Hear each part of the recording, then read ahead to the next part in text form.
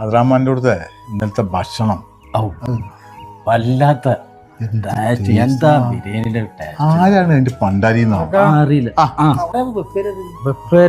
പുതിയ ആൾക്കാരാ അടുത്ത കാലത്ത് അങ്ങനത്തെ പരിപാടിന് എന്ത് പറയുന്നു? ഞങ്ങളൊരു ബൈക്ക് ഇറങ്ങിയതാണ്. ഈ മഴന്റെ മൂഡിലിങ്ങനെ കണ്ടപ്പോ ഒന്നും ഇങ്ങോട്ട് കേറിയുന്നതാ. എന്നാ ഞാനോട് പോവാം. എനിക്ക് ഇവിടെ കടന്നാ മതിയല്ലോ. ആയിക്കോട്ടെ. അതിപ്പോ പറഞ്ഞ മാതിരി ഷെഫീക്കേ എവിടേക്ക് ഈ മഴത്ത് ഞാൻ അങ്ങാടിയിൽ വരെ ഇങ്ങോട്ട് കേറി ഈ മഴത്ത് ഇങ്ങോട്ട് കേറിക്കാ. എന്റെ അയൽവാസി അതിറാമാന്റെ മോളെ കുട്ടിന്റെ മുടിയാഴ്ചയില് വലിയ ബമ്പം പരിപാടിയായിട്ട് എന്നോട് പറഞ്ഞിട്ടില്ലേ? പറയുമ്പോൾ തന്നെ അന്യം പെണ്ണുങ്ങളും കുട്ടികളൊന്നും അവിടെ കണ്ടില്ല. അത് ഞങ്ങള് തലേന്ന് രാത്രി തന്നെ വന്നു പോകുന്നതാണ്. അതെന്തേ അനക്കന്ന് വേറെ എന്തെങ്കിലും പരിപാടി ഉണ്ടായിരുന്നോ? ഇല്ല, പരിപാടി ഒന്നും ഇല്ല ഇന്ന്. പിന്നെന്തേ അയൽവാസിന്റെ കൂടെ ഒരു പരിപാടി നടക്കുമ്പോ? അത് ഈ രാവിലത്തെ പരിപാടി ആവുമ്പോ കുട്ടികളെ കയറ്റി വരിക എന്ന് പറഞ്ഞാൽ വലിയൊരു മെനക്കെട്ടാണ്. ഒരാൾ ഒരു പരിപാടിക്ക് ക്ഷണിക്കുമ്പോ നമ്മൾ മെനക്കെട് നോക്കിയിട്ടല്ലല്ലോ പോലെ. അതുകൊണ്ടൊന്നുമല്ല, ഈ മുടിയാഴ്ചയിൽ പരിപാടി ആവുമ്പോ ചെക്കന്റെ വീട്ടുകാര് ഒരു 7 മണിക്ക് എത്താന്ന് പറഞ്ഞാല് അതൊരു 9-9:30 മണിയാവും ഇങ്ങോട്ട് എത്താന്.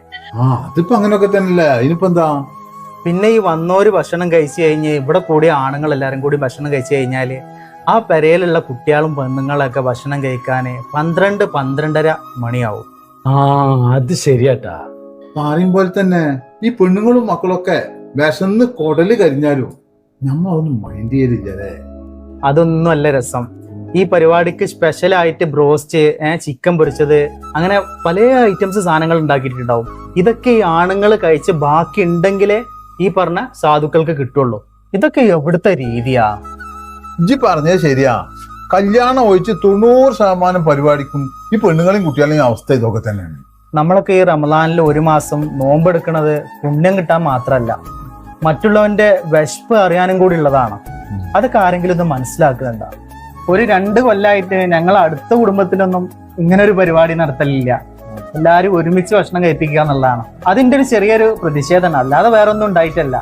എന്നവനെ ഞാൻ പോകണ ഈ മഴ നിൽക്കും തോന്നുന്നില്ല. മയങ്കാക്ക അവൻ പറഞ്ഞത് വലിയ ഗൗരവമുള്ള ഒരു വിഷയമാണ് ട്ടാ. സംഗതി ശരിയാണ്. ഈ ചെറിയ മക്കൾ ഇങ്ങനെ വായിച്ചു നിൽക്കുന്നത് വല്ലാത്തൊരു അവസ്ഥ തന്നെയാണ്. പിന്നെ ഇപ്പൊ ഉണ്ട് ചില കല്യാണത്തിങ്ങളെ പ്ലേറ്റും പിടിച്ചും കൊണ്ട് ഇങ്ങനെ ഏർന്ന് നിൽക്കണം. അത് ശരിയുള്ള പരിപാടിയല്ല. മര്യാദക്ക് സൽക്കരിച്ച് ഭക്ഷണം കൊടുക്കാൻ കഴിയാത്തവനെ ആ പരിപാടിക്ക് തന്നെ വിളിച്ചണ്ടാന്ന്.